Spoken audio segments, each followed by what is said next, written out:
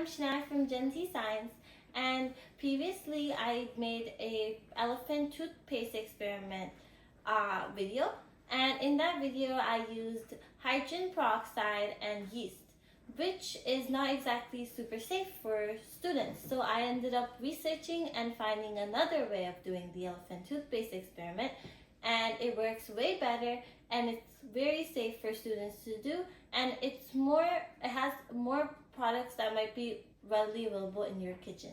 So let me explain how to do that. So first you'll need 2 glasses, one tall, one tiny, and then I put some milk in both of these glasses. So in the tall glass I put like around half a cup milk, but in the tiny glass I put a little less than half. But there's not really it's just you have to work with what measurement works for you. And then I have a bowl, because this experiment does get messy, so it is a good idea to put it inside a bowl so you can be safe. And then in this experiment I have 2 food coloring. I have sky blue and lemon yellow because I want to put it in together and then mix them together to make a little bit of green. And then I have baking soda and I have citric acid. Okay, and I have 2 spoons. They're both just normal spoons that you can find in your kitchen. So I'm going to take a spoon and open the baking soda up. And then I'm going to take around 2 spoons of the baking soda. And I'm going to put the baking soda one in the big cup while the citric acid one in the tiny cup. So 1 spoon and 2 spoons. Okay, and I'm just gonna mix a little bit. Okay, now I'm going to add some blue. Okay, and I'm going to mix it up again.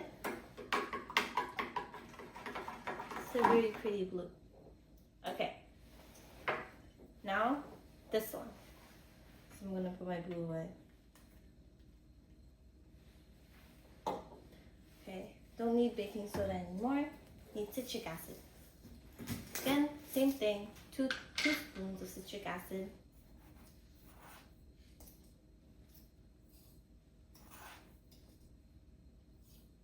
Okay. Mix it up. This one feels like not as thick as this one. Okay, and then I'm going to open my color up. Okay, now that is done. Now I'm going to add yellow into the cup. Okay.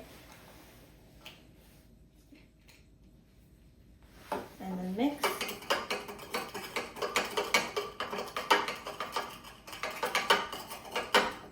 Oh, you can. It's harder to mix this one. Okay.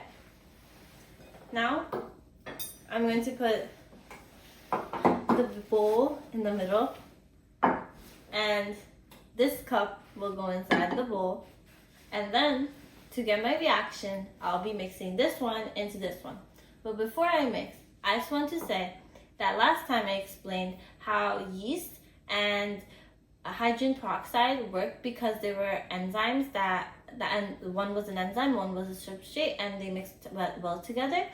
But they mixed very slowly because those 2 exact hydrogen peroxide and yeast weren't exact perfect substrates for each other. So we'll see if citric acid and baking soda are good substrate enzyme catalysts.